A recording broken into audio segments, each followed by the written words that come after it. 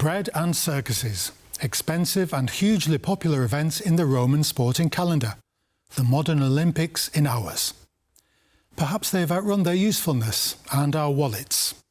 Gold, silver and bronze, always expensive stuff.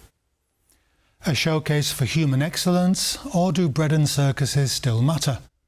Join me, Jan Darasz, for How We Got Here.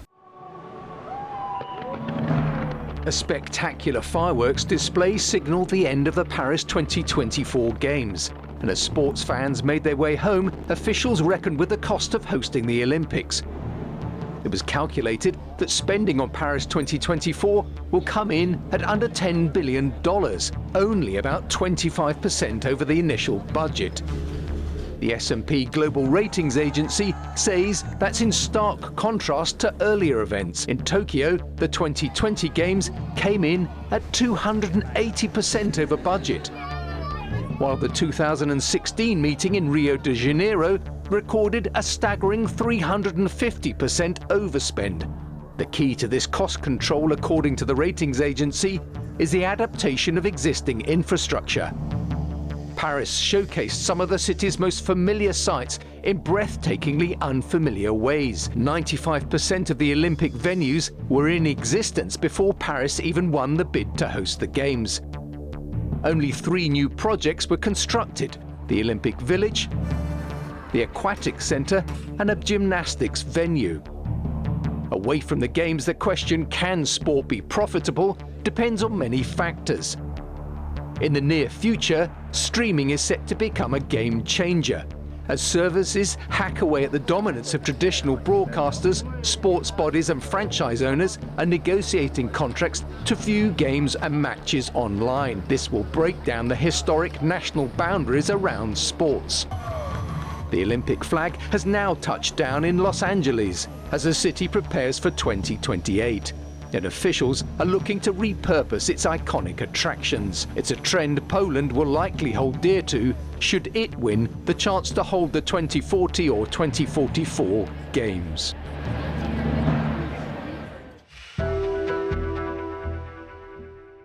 I'm delighted today to be joined by Marek Traczyk, the President of the Management Board at the Warsaw Chamber of Commerce. Very welcome, great welcome to the programme. Welcome. I'm happy to be here. Yes, great to have you. We'll be talking about the economics of the Olympics.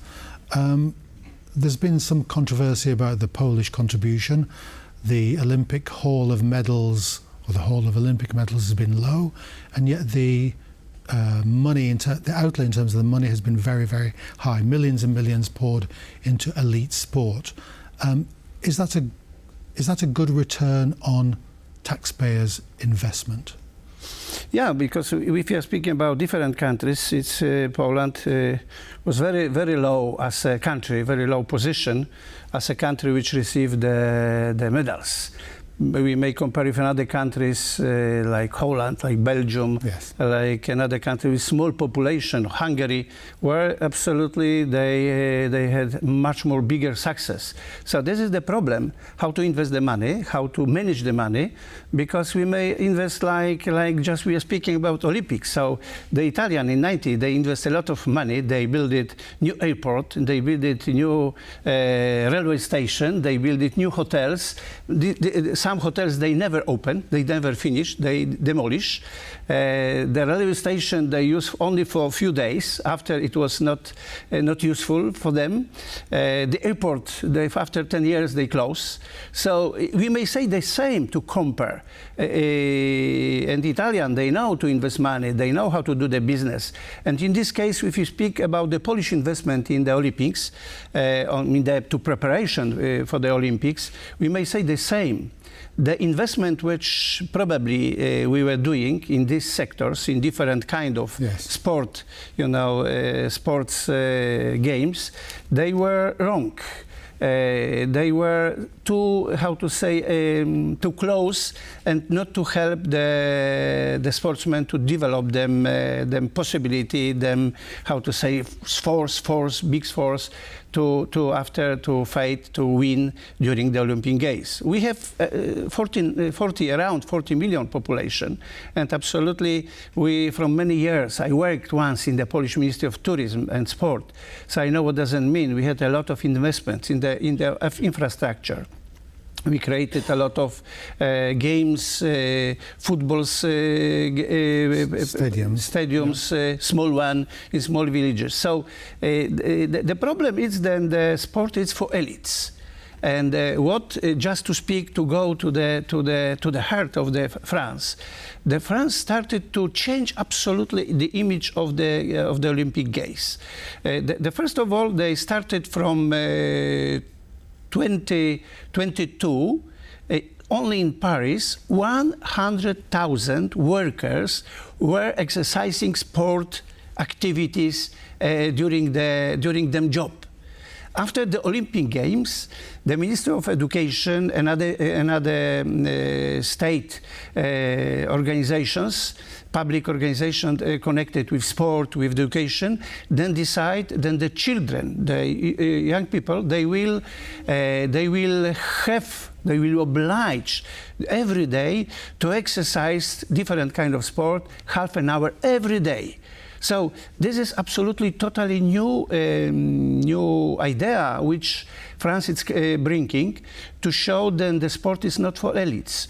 The sport is connected with, this is another income. We will speak probably about the money, but in this case, immediately, the sport is very important way for our health. If we don't exercise, because just to come back, just to come back few hundreds, thousand years ago, we were running. We never had palaces. We never had stadiums, but we were running. So our body need to run, to exercise. Without this, we today, the children, they are spending 4 hours every day in front of. I agree with you completely. It's a big problem in Poland. I see lots of open air fitness centres in the parks, and they're all empty. I mean, how is you say that the investment has gone into training the elite to perfect performance levels. How is that going to translate in the Polish case to getting people out of their chairs and doing sport?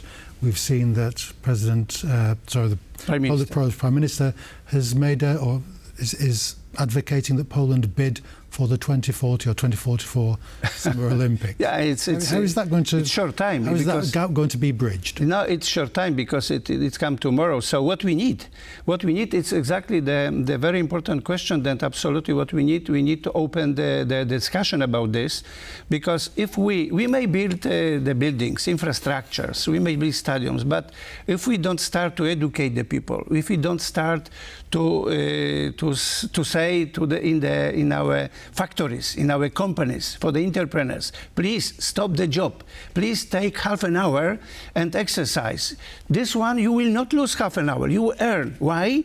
Because our brain, our blood will circulate much more better. We will work much more efficient. So this is most important. After, if we are speaking about the schools, we need to have the educators. We need to create the centers to move the people, the children, teenagers, from them laptops, from them mobiles, and to exercise, to go away, far away from this kind of modern, we may say, activity, but it is wrong activity. Well, the young people will watch sport on their laptops and mobiles.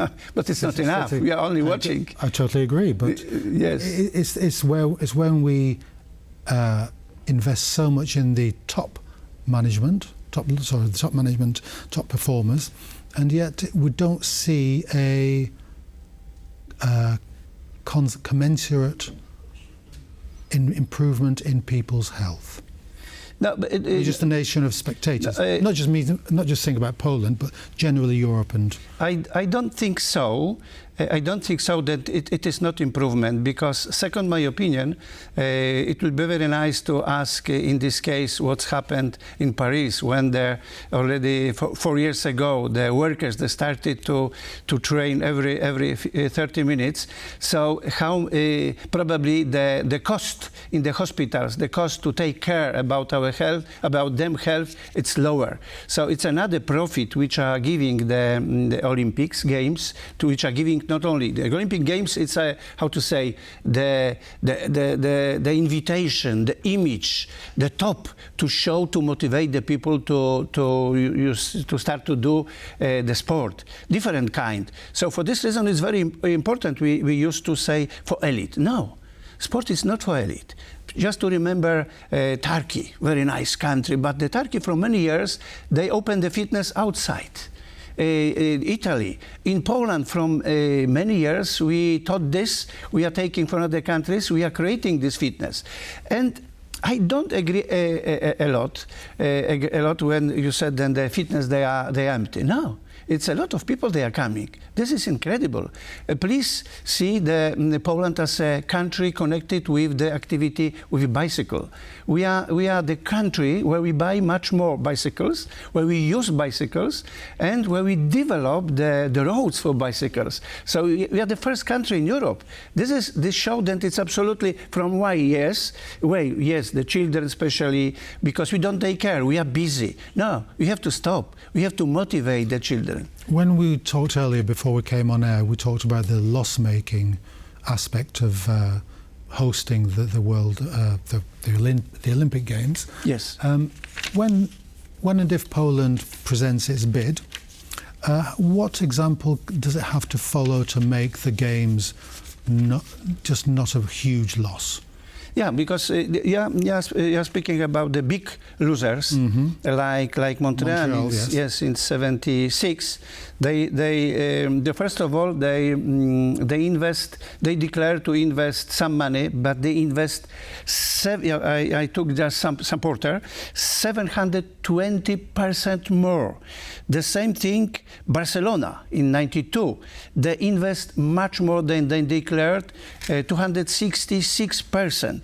And if we are speaking about Russia in '14, the Russia invest officially 50 billion euro. Beijing in 2008, they invest 41 billion euros officially. Unofficially, we don't know. And Rio de Janeiro in '16, they invest 19 billion euros. So it's big amount. And this is state money, private money combination? No, mainly it was the state money. Well, the private absolutely yes, because in the same time the infrastructure was developed, and the infrastructure was developed, and they were losers. So in this case, the income was absolutely very low. And Italy, the income was around 20% if we connect it with the investment. But the big winners, it was in '82, Spain. They earn instead of the investment 38%, and Germany, their income was 16.8%. And disaster was Mexico exactly in '84, because they returned, they had only 19.4%. So this is the most important thing, just to see what, as example, what France was making. Officially, they invest around 9 billion, but the income which they had between the construction, this is the first period, the income they had around in the infrastructure, it was around 3.5 billions on infrastructure. The investment in the sport games infrastructure, it was around 2.5 billions. And during only the games, they sold the biggest tickets, because they sold more than, if I remember, 1.8 million, much more than another country, the biggest one. And the turnover of this was more than 1 billion euro. How does this translate into political capital? You mentioned about the biggest winner is President Macron. Oh yes, of course. How does is this just the glow that the Olympics cast over France and everybody feels good. Is it a psychological? No, Macron was impetus. Macron, the big politician, yes, big player on the not only European market but in the whole world. So he has the problem, as we know, with the elections, where he was loser, and just to announce this and to do before the Olympic Games, the Olympic Games help him to glue the French people, because they forgot it about the problems which they had. Yes, for a few weeks. Not only it was covered very nice, because the success to organize these Olympic Games, it's absolutely big, because they absolutely they had some low tourists they expected, tourists or visitors, but the tourists is coming back. Absolutely. Paris is the one of the most popular cities just to be visited. It's around 15.5 million yearly this city is visited.